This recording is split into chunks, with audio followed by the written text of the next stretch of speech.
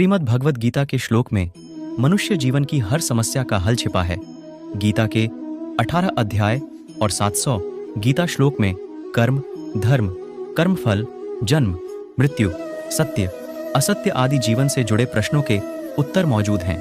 गीता श्लोक श्री कृष्ण ने अर्जुन को उस समय सुनाए जब महाभारत के युद्ध के समय अर्जुन युद्ध करने से मना करते हैं।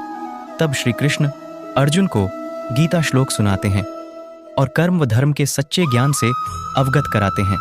श्री कृष्ण के इन्हीं उपदेशों को भगवद गीता नामक ग्रंथ में संकलित किया गया है।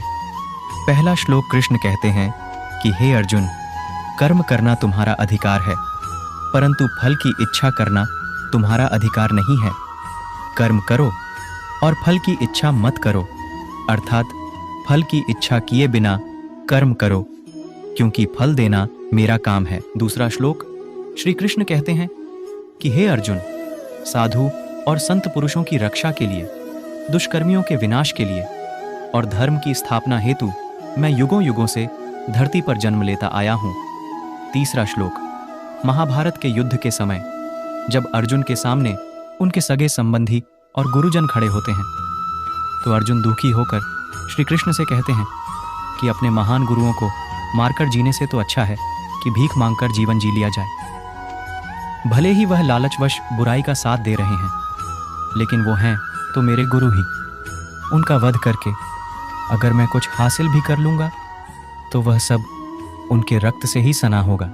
चौथा श्लोक अर्जुन कहते हैं कि मुझे तो यह भी नहीं पता कि क्या उचित है और क्या नहीं। हम उनसे जीतना चाहते हैं या उनके द्वारा जीते जाना चाहते हैं। धृतराष्ट्र के पुत्रों को मारकर हम कभी जीना नहीं चाहेंगे, फिर भी वह सब युद्ध भूमि में हमारे सामने खड़े हैं। पांचवा श्लोक अर्जुन श्री कृष्ण से कहते हैं कि मैं अपनी कृपण दुर्बलता के कारण अपना धैर्य खोने लगा हूँ। मैं अपने कर्तव्यों को भूल रहा हूँ। अब आप भी मुझे उचित बताएं जो मेरे लिए श्रेष्ठ हो। अब मैं आपका शिष्य हूँ और आपकी शरण में आया हुआ हूँ।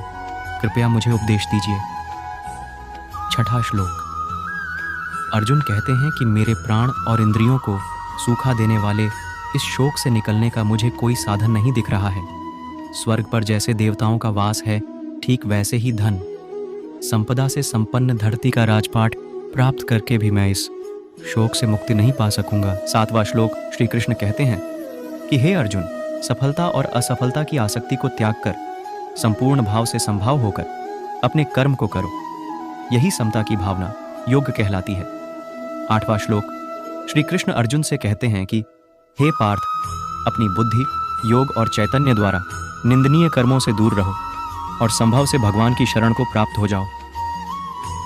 जो व्यक्ति अपने सत्कर्मों के फल भोगने के अभिलाषी होते हैं वह कृपण, लालची है। नौवां श्लोक कृष्ण कहते हैं कि हे अर्जुन, ईश्वर भक्ति में स्वयं को लीन करके बड़े बड़े आर्षि व मुनि खुद को इस भौतिक संसार के कर्म और फल के बंधनों से मुक्त कर लेते हैं। इस तरह उन्हें जीवन और मरण के बंधनों से भी मुक्ति मिल जाती है। ऐसे व्यक्ति ईश्वर के पास जाकर उस अवस्था को प्राप्त कर लेते हैं जो समस्त दुखों से परे है। 10वां श्लोक श्री कृष्ण कहते हैं कि हे अर्जुन, जब तुम्हारी बुद्धि इस मोहमाया के घने जंगल को पार कर जाएगी तब सुना हुआ या सुनने योग्य सब कुछ से तुम विरक्त हो जाओगे। 11वां श्लोक श्री कृष्ण कहते हैं कि हे पार्थ, जब तुम्हारा मन कर्मों के फलों से प्रभावित हुए बिना और वेदों के ज्ञान से विचलित हुए बिना आत्म साक्षात्कार की समाधि में स्थिर हो जाएगा, तब तुम्हें दिव्य चेतना की प्राप्ति हो जाएगी। अगर आपको वीडियो पसंद आई तो लाइक, शेयर और सब्सक्राइब करें और कमेंट में जय श्री कृष्णा लिखना ना भूलें। हमारा टारगेट है 1K फैमिली।